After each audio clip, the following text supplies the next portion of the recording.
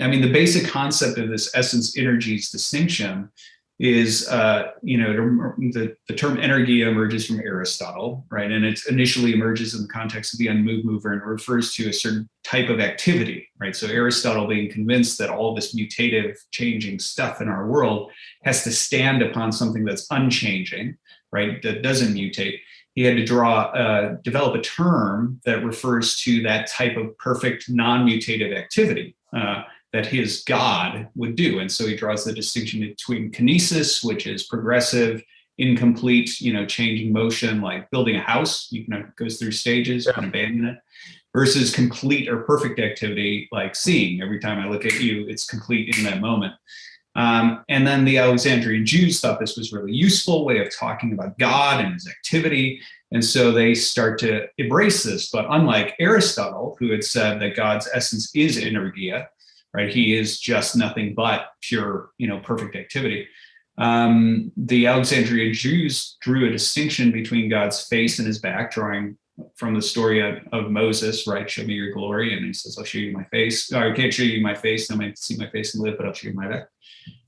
Which became interpreted, at least in people like Philo of Alexandria, like the distinction between God's essence, who he is in himself, and the energies, those aspects that exude from God and come down to us and convey who he is.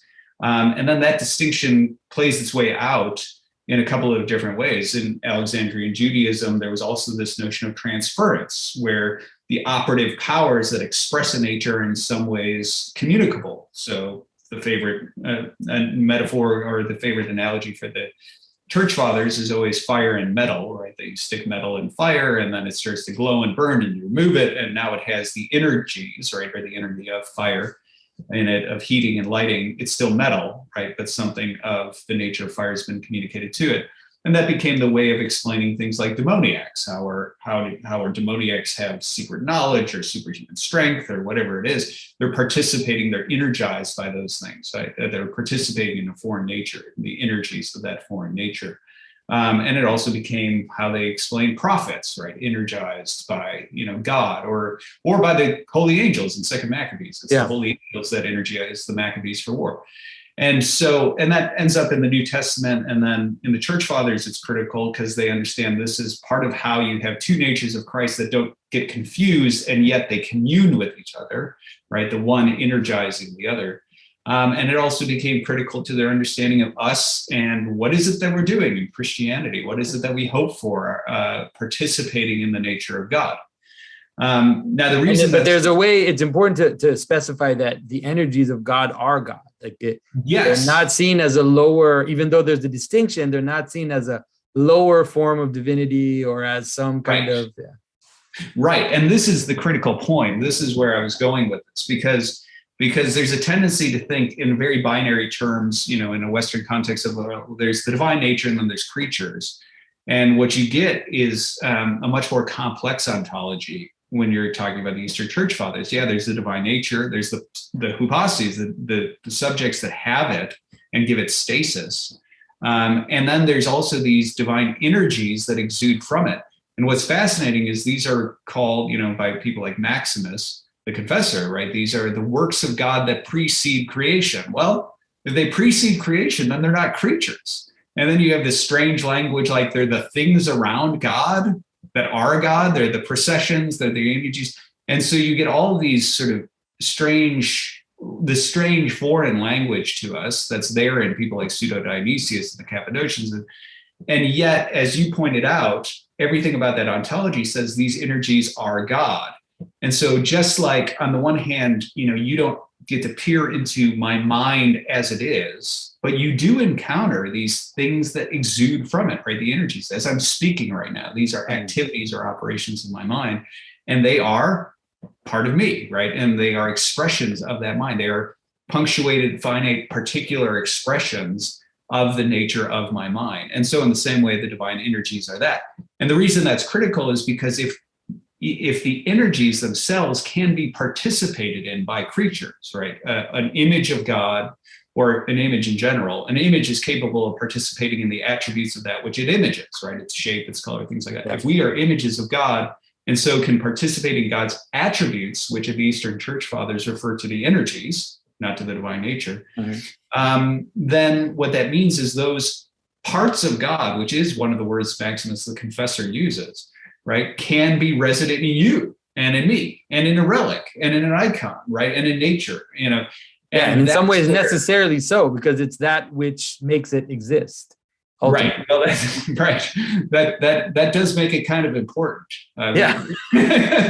but this is where that divide right there, even though it's obviously it's a lot of metaphysics that I just went through, that divide is critical, so that even though you might find in the West this sort of hierarchy and this notion of participation and this memory of a certain theology that's essentially Christian, the very fact that grace is created in the Latin West, and it's primarily just an effect on the creature, as opposed to in the East, where it actually is God immanently present in the creature. It's part of God in the creature. That is such a, you know, a critical distinction in terms of ontology that has, going back to something you mentioned before, remythologizing the world.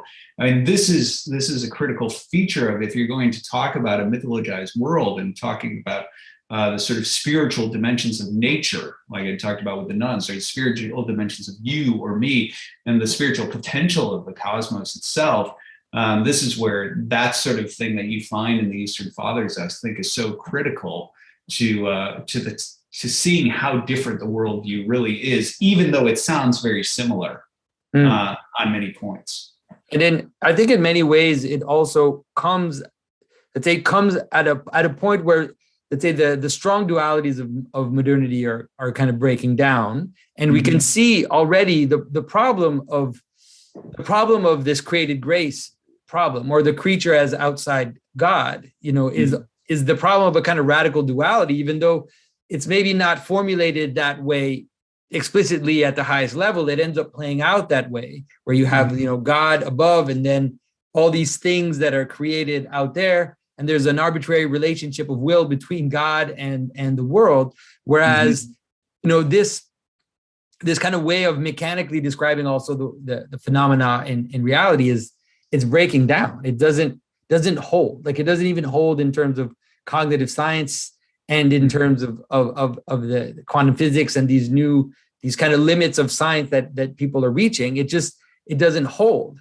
And you need, you know, the notion of rather the inevitability of meaning is something that I talk about a lot, like the inevitability of identity and the inevitability of hierarchies of identity for the world to actually exist is becoming more and more apparent.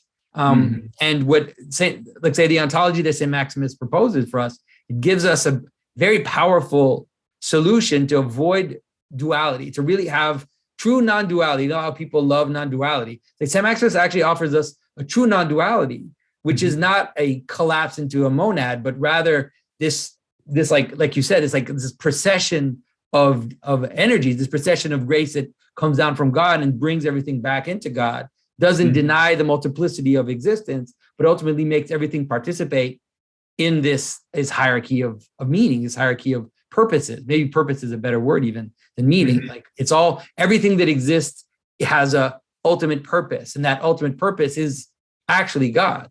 To the extent to which it can embed it into all these other things, like a symphony is the way you portrayed it as a symphony is a much better way to understand it. Like, it's all playing together, like to kind of become let's say the creation is becoming the lover of God, you could say, in a way that is fully unitive, like bringing it together into him as in a mysterious union, you could say.